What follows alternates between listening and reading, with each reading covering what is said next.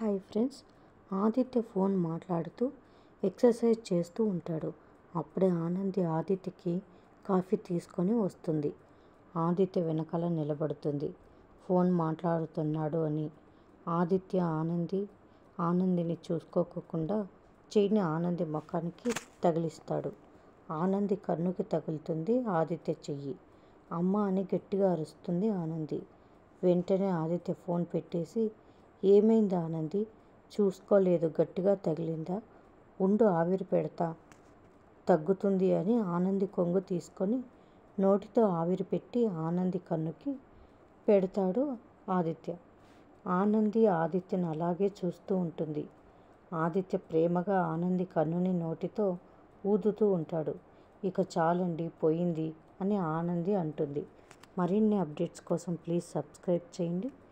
Thanks for watching.